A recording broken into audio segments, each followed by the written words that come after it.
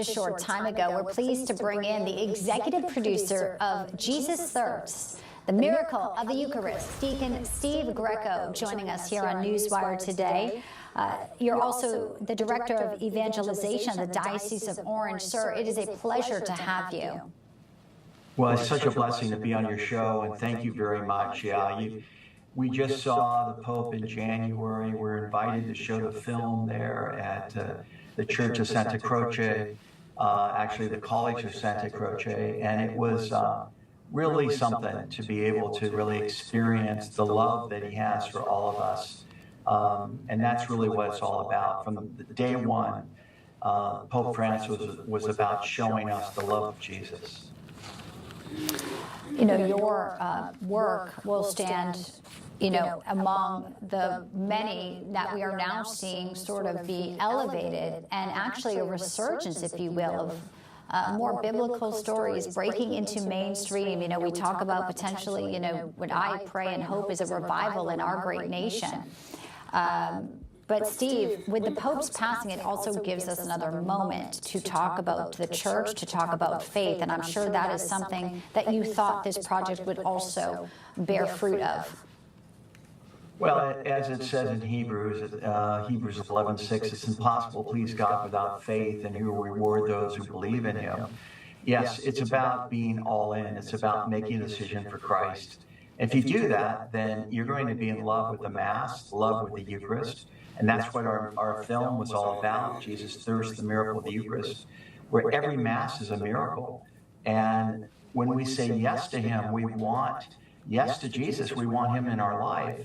So that means we want to go to daily Mass. We want adoration. And the Pope was really one who really fostered that.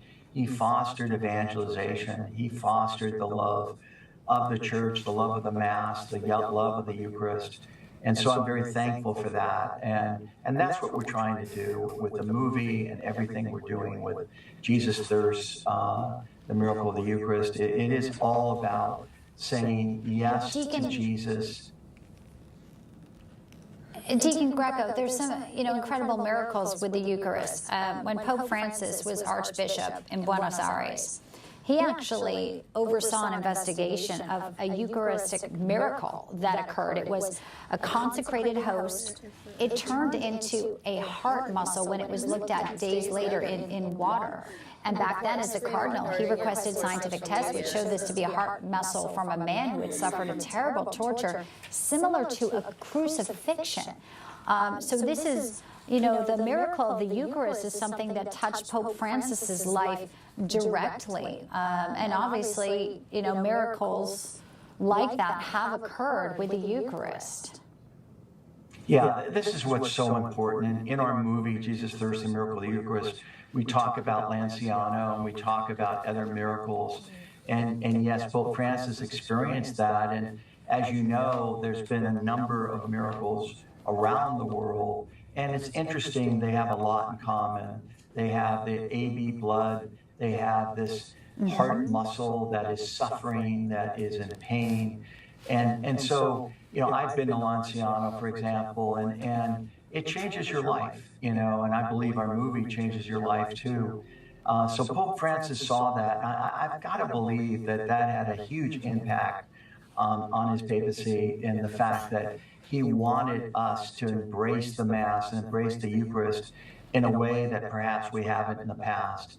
And the American bishops, of course, with the 3-year Eucharistic revival that continues on, has really embraced that.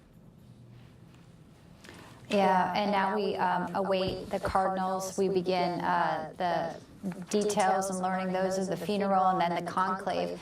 As someone who has been a man of faith, as deacon, what is your hope for the next chapter of the church and whomever is selected to be the next pontiff? And I'm watching it. Well, as director of evangelization for the Diocese of Orange, we want to have a pope who is focusing on evangelization in a way that we reach everyone. No matter where people are in their life, no matter what they believe in or don't believe in, that we bring Jesus to them. And that is the core, the center of our faith, the center of the church.